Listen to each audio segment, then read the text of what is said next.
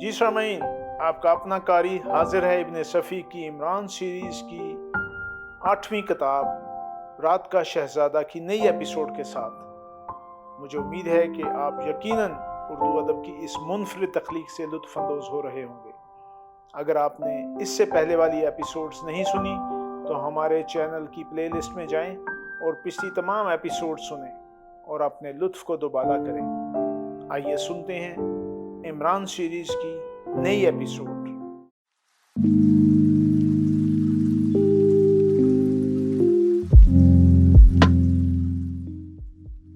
Thelma और इमरान बड़ी तेजी से राहदारी तय कर रहे थे। आखिर वो एक कमरे में दाखिल हुए और थेल्मा ने दरवाजा बंद कर दिया। मैं आपसे माफी चाहती हूँ, उसने कपकपाती हुई आवाज में कहा। जो कुछ भी हुआ नादानस्तगी में हुआ। सब ठीक है, इमरान बुड़बड़ाया। अभी कुछ देर कबल रोशी ने आपके मुताल्लिक फ़ोन किया था। फिर मैंने सोचा कि ये आप ही हो सकते हैं, क्योंकि मैं आपके बारे में रोशी से सब कुछ सुन चुकी हूँ। मैंने उससे इस्तदा की थी कि आपको कुछ दिनों के लिए यहाँ भेज दे। रोशी मेरी दोस्त है। अच्छा, तो अब काम की बात शुरू कर दो, मुझे बहुत कम फुर्सत रहती है, इमरान ने कहा। मिस्टर दाऊद एक प्राइवेट सुरागरसां चाहते हैं। इस किस्म के जानवर अमूमन इंग्लैंड और अमेरिका ही में पाए जाते हैं। अपने यहाँ इनकी गुंजाइश नहीं। आगे कहो। ओहो, मैं जानती हूँ कि यहाँ प्राइवेट सुरागरसानी के लाइसेंस नहीं दिए जाते। फिर कुछ नहीं, मुझे इल्म है कि आप किसी न किसी तरह अपना काम चला ही लेते हैं। अच्छा, चला लेता हूँ। फिर ये कि यहाँ भी चलाइए, थेल्मा ने मुस्कुराकर कहा। खूब, लेकिन काम की नोयत?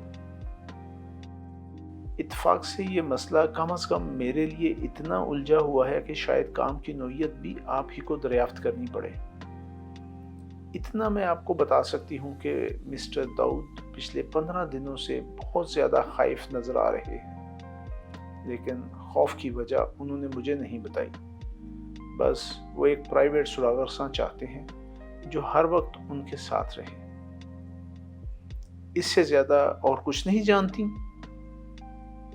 नहीं, मगर एक बात और, वो न जाने क्यों आपसे भी डर गए हैं। उन्हें यकीन ही नहीं आ रहा कि आप वही आदमी हैं जिसके लिए मैंने उनसे वादा किया था। तुमने वजह नहीं पूछी? नहीं, वो कभी किसी बात की वजह नहीं बताते। इमरान कुछ सोचने लगा, फिर उसने कहा, तो फिर मुझे सिर्फ उनके साथ रहना होगा। जी हाँ, तो फिर मुझे बताना होगा कि वो किस से और क्यों खाइफ हैं। तुम्हारा नाम थेल्मा है ना? हाँ, मेरा यही नाम है। रोशी को जहन्नम में झोंको। हाँ, तो मिस थेल्मा, मिस्टर दाऊद की दूसरी बीवी की क्या उम्र होगी? क्यों? मेरा ख्याल है कि वो 25 साल से ज़ायद उम्र की नहीं है। लेकिन आप ये क्यों पूछ रहे हैं? कुछ नहीं, मैं बचपन ही से सोचता आया हूँ कि अगर किसी मालदार बूढ़े की नौजवान बीवी अपने ऊपर आशिक हो जाए तो बकिया जिंदगी बड़े आराम से कट सकती है। थेल्मा हैरत से उसे घूरने लगी। मिस थेल्मा, उनका नाम क्या है? इमरान ने पूछा। शादां। मगर आप कैसी बातें कर रहे हैं? शादां? बड़ा प्यारा नाम है। इमरान ठंडी सांस लेकर बोला। मिस्टर इमरान, आप कैसी बातें कर रहे हैं? ये बहुत फर्स्ट क्लास बातें हैं मिस थेल्मा। अगर आशिक होना बुरी बात होती तो दुनिया के मुतमद्दन तरीन कौमें आपने इश्किया लिटरेचर फखरिया अंदाज में ना पेश करती। मिस्टर इमरान, मैं आपको ऐसा नहीं समझती थी। یہ میری بدنصیبی تھی، ورنہ مس تھیلما جس طرح ہمارے باپ دادا عشق کرتے چلے آئے ہیں اسی طرح ہم بھی اس کا حق رکھتے ہیں۔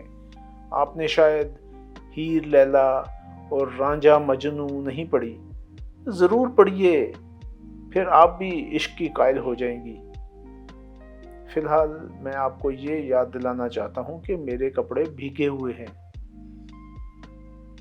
آپ نے مجھے الجھن میں ڈال دیا ہے۔ ارے واہ، الجھن کیسی؟ اگر آپ نہیں چاہتی تو سمجھا دیجئے گا شاہداں کو، یہی کہ مجھ پر عاشق نہ ہو۔ کمال کر دیا، کوئی زبردستی تھوڑا ہی ہے۔ ویسے اگر عاشق ہو جاتی تو اچھا تھا۔ خیر ہٹائیے، میں سیٹھ داؤد کے لیے مفت کام کروں گا، دن رات یہیں قیام رہے گا، محض آپ کی خاطر۔ آپ روشی کی دوست ہیں نا؟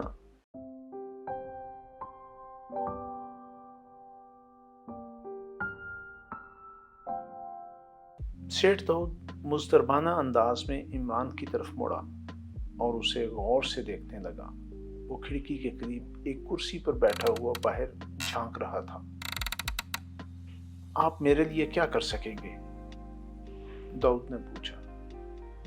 میں؟ ٹھہریے، پہلے یہ بتائیے، کیا آپ اسے پہچانتے ہیں؟ کسے؟ جس سے آپ خائف ہیں۔ میں کسی سے خائف نہیں ہوں۔ پھر آپ کو ایک پرائیویٹ سراغر ساں کی ضرورت کیوں پیش آئی؟ داؤد کچھ نہ بولا۔ اس کے چہرے پر ڈھکی چھپی ذہنی الجھن موجیں مارنے لگی تھی۔ کیا آپ اسے نہیں جانتے؟ داؤد کپکپاتی ہوئی آواز میں آہستہ سے بولا۔ بھلا میں کیا جانوں؟ پھر آپ نے الو اور رات کے شہزادے کا حوالہ کیوں دیا تھا؟ آہا، وہ! عمران بچوں کی طرح کھلکھلا کر ہنس پڑا۔ وہ تو میرے دوست مجھے الو کہتے ہیں اور میں خوش ہوتا ہوں، کیونکہ الو کا شاعرانہ نام شہزادہ شب ہے۔ آپ جھوٹ بول رہے ہیں جناب۔ خیر، تو آپ بھی اس کے متعلق کچھ نہ کچھ جانتے ہیں، داؤد نے کہا۔ اگر آپ اسے پہچانتے بھی ہوں تو میں آپ کو مالا مال کر سکتا ہوں۔ 3 لاکھ روپے کم نہیں ہوتے، میں نے اس کے لیے 3 لاکھ روپے الگ کر دیے ہیں۔ عمران نے سنجیدگی سے پوچھا، کیا آپ اسے نہیں پہچانتے؟ نہیں۔ دفعتاً داؤد کا چہرہ سرخ ہو گیا۔ اگر میں اسے پہچانتا ہوتا تو وہ آج زمین پر نہ ہوتا۔ بڑی عجیب بات ہے، مگر آپ اس سے خائف کیوں ہیں؟ عمران نے پوچھا۔ اس کا تعلق صرف میری ذات سے ہے۔ خیر، میں سمجھا، مجھے علم ہے کہ وہ ایک بلیک میلر ہے، عمران سر ہلا کر بولا۔ اور آپ اسے پہچانتے ہیں؟ داؤد نے مضطربانہ انداز میں کہا۔ نہیں جناب، اسے شاید کوئی بھی نہیں پہچان سکتا، لیکن تھیلما کہہ رہی تھی کہ آپ اسے پہچان لیں گے۔ قبل اس کے کہ عمران کچھ کہتا، کسی نے دروازے پر دستک دی اور ساتھ ہی ایک نسوانی آواز آئی۔ کیا میں اندر آ سکتی ہوں؟ عمران نے داؤد کی بکھلاہٹ محسوس کر لی۔ داؤد نے عمران کی طرف دیکھا، جو بھیگے ہوئے کپڑے اتار کر صرف ایک چادر لپٹے بیٹھا تھا۔ موقع نہیں ہے، داؤد نے بکھلائے ہوئے انداز میں کہا۔ کیا مطلب؟ سریلی آواز درست ہو گئی اور داؤد دروازے کی طرف جھپٹا۔ دروازے میں تھوڑا سا درا کر کے آہستہ سے بولا، یہاں ایک اجنبی ہے اور ایسی حالت میں ہے کہ تمہارا آنا مناسب نہیں۔ کیسی حالت میں؟ عمران نے سریلی آواز پھر سنی۔ اوہ، وہ اس کے کپڑے بھیگ گئے ہیں نا، وہ وہی ہے، روپ نگر والی فیکٹری کا نیا مینیجر۔ آج یہاں آیا تھا، بارش میں کپڑے بھیگ گئے اور اب اس کے جسم پر صرف ایک چادر ہے۔ بہانہ، عذر لنگ۔ سریلی آواز پھر تیز ہو گئی۔ وہ تھیلما کی بچی اب یہاں نہیں رہ سکتی۔ ارے یہاں تھیلما نہیں ہے، کیوں خام خواہ؟ داؤد گڑگڑایا۔ تو پھر کسی اجنبی کی موجودگی بھی بکواس ہے۔ نہیں محترمہ، یہ حقیقت ہے۔ عمران نے ہانک لگائی۔ پتہ نہیں پھر کیا ہوا۔ اچانک سیٹھ داؤد آواز کے ساتھ دروازہ بند کر کے عمران کی طرف مڑا۔ اس کے ہونٹوں پر خفت آمیز مسکراہٹ تھی۔ یہ عورتیں بھی بڑی شکی ہوتی ہیں، داؤد نے کہا۔ دیکھا آپ نے؟ جی ہاں۔ کیا بیگم صاحبہ تھیں؟ داؤد اس بات میں سر ہلاتا ہوا بولا۔ حالانکہ وہ ایک ماڈرن عورت ہے، لیکن ذہنیت 1000 سال پرانی رکھتی ہے۔ اسے تھیلما کی موجودگی پسند ہی نہیں، لیکن تھیلما کے بغیر میرا کام نہیں چل سکتا۔ وہ بہت ذہین لڑکی ہے۔ ہاں، اب ہمیں پھر اصل موضوع کی طرف لوٹ جانا چاہیے۔ یقیناً یقیناً، داؤد میز کے گوشے سے ٹکتا ہوا بولا۔ مجھے معلوم ہوا ہے کہ وہ آپ کے مہمان خانے ہی میں مقیم ہے، عمران نے کہا۔ اوہ، کیسے معلوم ہوا آپ کو؟ بس معلوم ہو گیا۔ شہر میں ہونے والی ساری انوکھی باتوں کا مجھے علم رہتا ہے۔ تب پھر آپ اس کی شخصیت سے بھی واقف ہوں گے، مجھے یقین ہے، داؤد بولا۔ نہیں، لیکن اب میں اس سے جان پہچان پیدا کرنے کا ارادہ رکھتا ہوں۔ دیکھیے، اب مجھے بہلا رہے ہیں، داؤد نے کہا۔ اگر آپ مجھے اس کی شخصیت سے آگاہ کر دیں تو کل صبح تک 3 لاکھ کے مالک بن سکتے ہیں۔ بڑی عجیب بات ہے جناب، وہ آپ کے مہمان خانے میں مقیم ہے اور آپ اس کی شخصیت سے واقف نہیں ہیں۔ ہاں، یہ حقیقت ہے۔ مہمان خانے میں اس وقت 12 آدمی ہیں اور ان میں سے کوئی ایک وہی ہے۔ لیکن آپ کو اس کا علم کیسے ہوا کہ وہ آپ کے مہمان خانے ہی میں موجود ہے؟ خود اسی نے مجھے ایک خط کے ذریعہ اس سے آگاہ کیا ہے۔ اس خط کے ساتھ الو کی تصویر بھی رہی ہوگی۔ اوہ، آپ یہ بھی جانتے ہیں؟ سیٹھ داؤد نے حیرت سے کہا۔ عمران سر ہلا کر بولا۔ جی ہاں، میں جانتا ہوں۔ اچھا، کیا وہ آپ کو کسی معاملے میں بلیک میل کرنا چاہتا ہے؟ ہاں، چلیے یہی سمجھ لیجئے۔ مسٹر داؤد، ایک بات سمجھ میں نہیں آتی، آخر اس نے آپ ہی کے یہاں کیوں قیام کیا؟ محض مجھے خوفزدہ کرنے کے لیے، یہ جتانے کے لیے کہ وہ ہر حال میں مجھ سے اپنے مطالبات منوا سکتا ہے، میرے قریب رہ سکتا ہے، لیکن میں اس کا کچھ نہیں بگاڑ سکوں گا۔ کیا حقیقتاً اس کا تعلق جنوبی افریقہ سے ہے؟ عمران نے پوچھا۔ میں اس کے بارے میں وثوق سے نہیں کہہ سکتا۔ ویسے اس وقت جنوبی افریقہ کے تاجر میرے مہمان خانے میں مقیم ہیں۔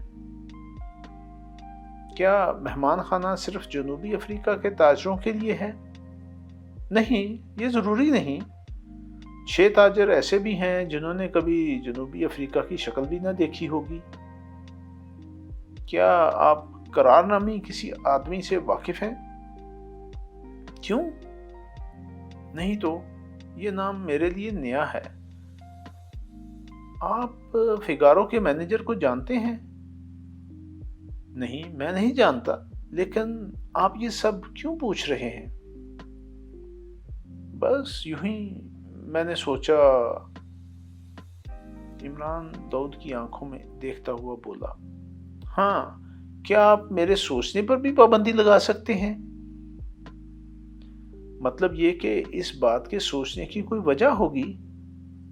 جی ہاں، بالکل اسی طرح کہ میں آپ سے قرار کی باتیں کیوں دریافت کروں؟ قرار کو آپ نہیں جانتے، فگارو کے مینیجر سے بھی واقف نہیں ہیں، لیکن آپ فگارو کے مینیجر کے متعلق کچھ معلومات معلوم کرنے کے لیے بے چین ہیں۔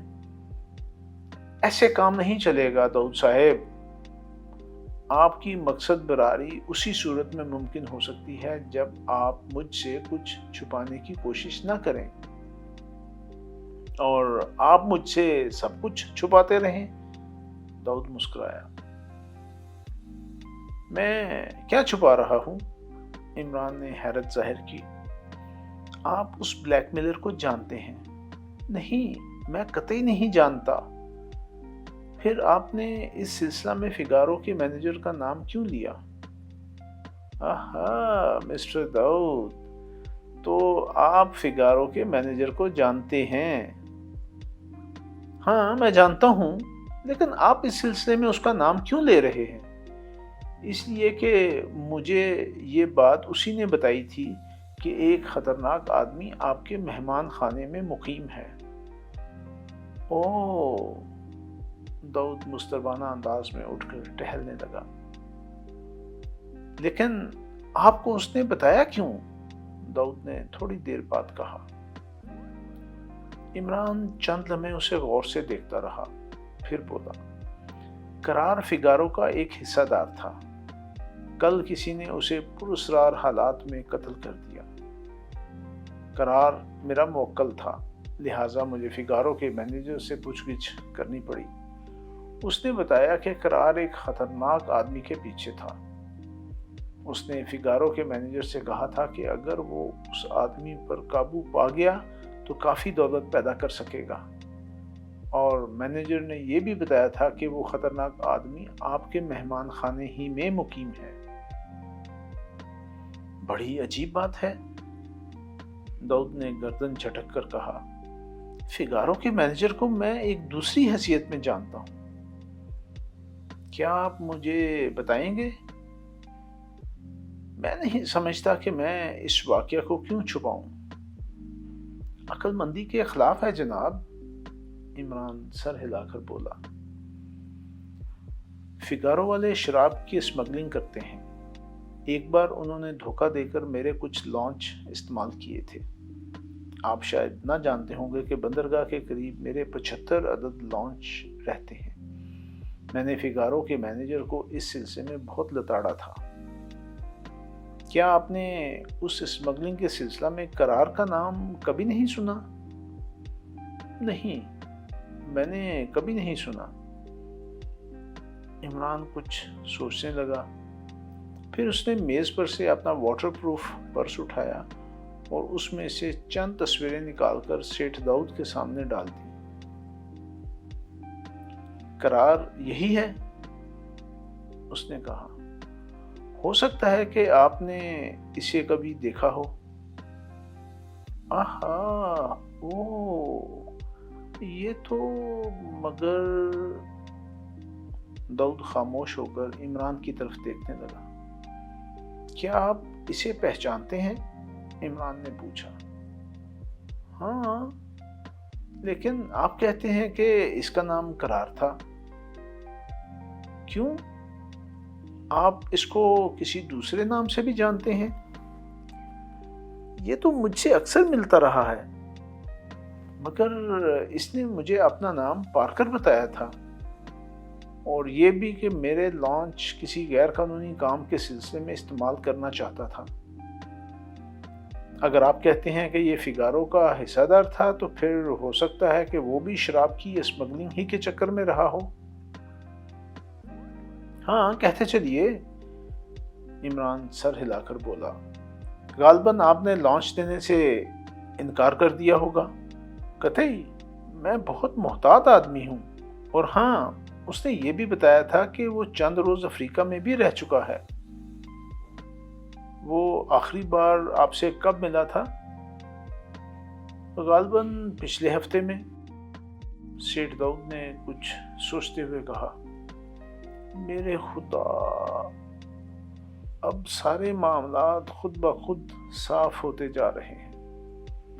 شاید مرنے والا اس خطرناک آدمی کو پہچانتا تھا، کیونکہ اس نے مجھے دھمکی دی تھی۔ جب میں نے لانچ دینے سے انکار کر دیا تو اس نے کہا کہ وہ مجھے دیکھ لے گا، کیونکہ میں نے ایک بہت بڑے مجرم کو اپنے مہمان خانے میں ٹھہرا رکھا ہے۔ اس وقت مجھے اس بلیک میلر کا خط نہیں ملا تھا، لہٰذا اس کی طرف خیال بھی نہیں گیا۔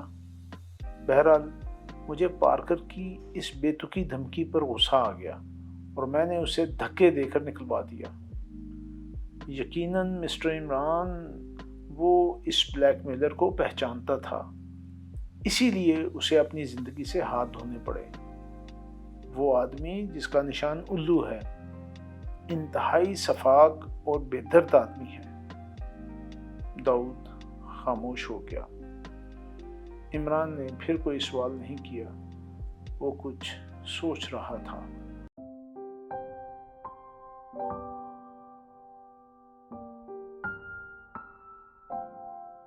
داؤد پریشان تھا، وہ جلد از جلد اس قضیے کو ختم کر دینا چاہتا تھا۔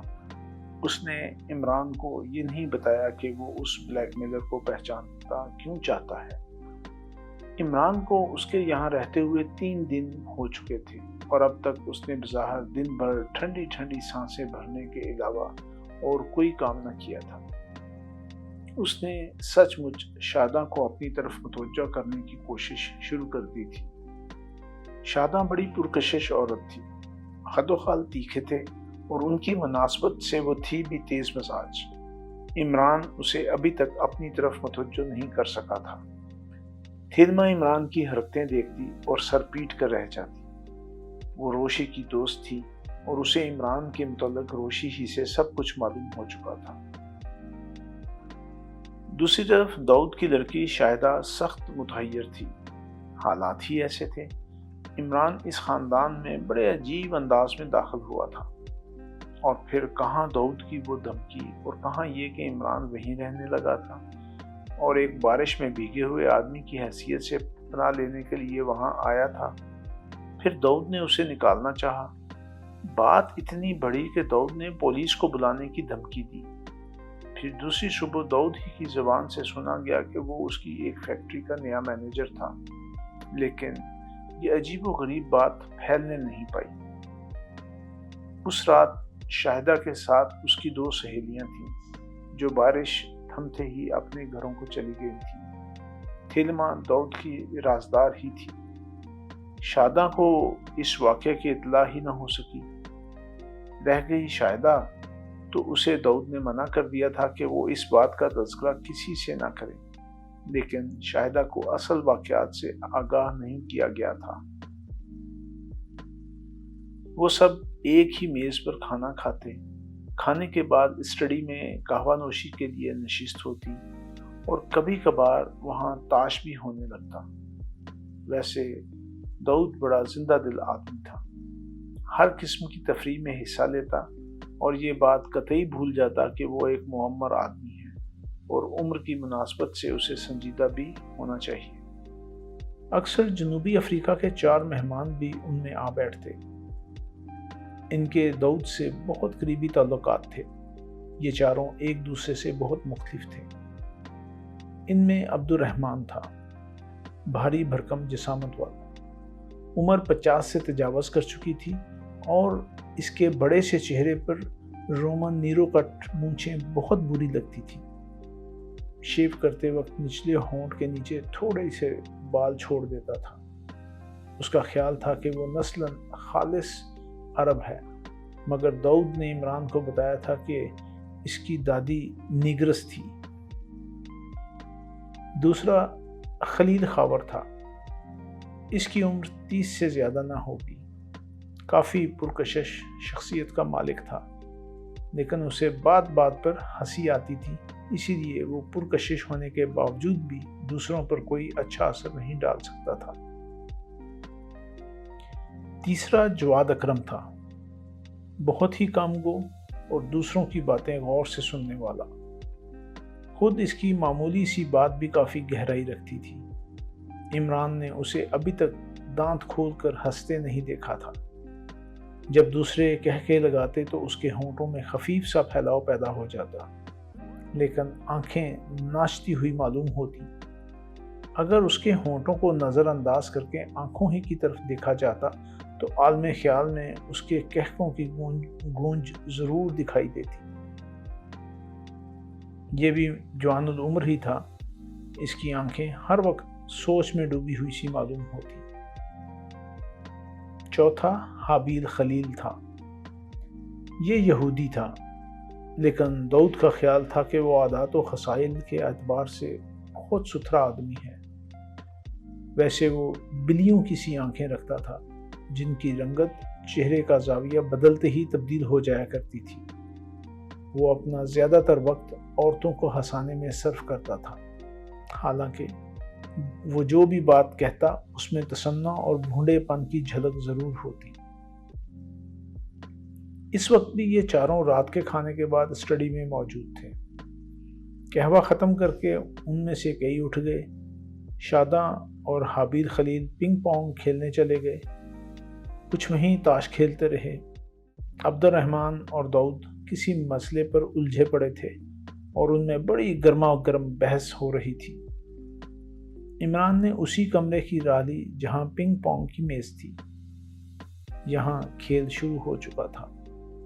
کسی تیسرے کی عدم موجودگی کی بنا پر وہ خود ہی اپنے پوائنٹ گن رہے تھے۔ عمران نے محسوس کیا کہ حابیل کو اس کی موجودگی گراں گزر رہی ہے، مگر عمران کی نظریں تو شاداں کے چہرے پر تھیں، اور شاداں ایسی لاپرواہ نظر آ رہی تھی جیسے اسے کسی تیسرے آدمی کی موجودگی کا علم ہی نہ ہو۔ شاداں اسے اپنا ملازم سمجھتی تھی۔ وہ کچھ اسی قسم کی عورت تھی، مغرور، بد دماغ اور تنگ نظر۔ عمران میز کے قریب کھڑا ہو کر کھیل دیکھنے لگا۔ وہ آہستہ آہستہ میز کی طرف سرکتا ہی جا رہا تھا۔ کچھ دیر بعد وہ میز پر نہ جانے کیا دیکھنے کے لیے اتنا جھکا کہ اس کا سر شاداں کی پھینکی ہوئی گیند کی زد پر آ گیا۔ آپ بالکل گدھے ہیں کیا؟ شاداں چیخی۔ اوہ، عمران بکھلا کر سیدھا ہوتا ہوا بولا، میں معافی چاہتا ہوں۔ معافی چاہتا ہوں؟ شاداں جھنجھلاہٹ میں ہونٹ بھیج کر بولی، پیچھے ہٹیے۔ عمران 2-3 قدم پیچھے ہٹ گیا۔ اب وہ کسی فوجی کی طرح تنا کھڑا ہوا تھا، لیکن شاداں یہ نہ دیکھ سکی کہ اس کی دونوں آنکھوں سے آنسو جاری ہیں۔ وہ پھر کھیل میں مصروف ہو گئی تھی۔ عمران اسی طرح کھڑا بسوتتا رہا اور آنسو بہاتا رہا۔ اس وقت وہ حد درجے مضحکہ خیز نظر آ رہا تھا۔ پھر وہ کنارے پڑی ہوئی کرسیوں میں سے ایک پر بیٹھ گیا اور دونوں ہاتھوں سے چہرہ ڈھانپ کر باقاعدہ طور پر رونے لگا، مگر آواز سسکیوں سے زیادہ نہیں بڑھی۔ ویسے وہ سسکیاں ہی اتنی زوردار تھیں کہ گیند اور ریکٹوں کی کھٹا کھٹ ان میں ڈوب کر رہ گئی تھی۔ کھیل بند ہو گیا۔ پہلے وہ دونوں دور ہی سے عمران کو دیکھتے رہے، پھر قریب آ گئے، لیکن وہ کرتے کیا؟ بس کھڑے ایک دوسرے کی شکلیں دیکھتے رہے۔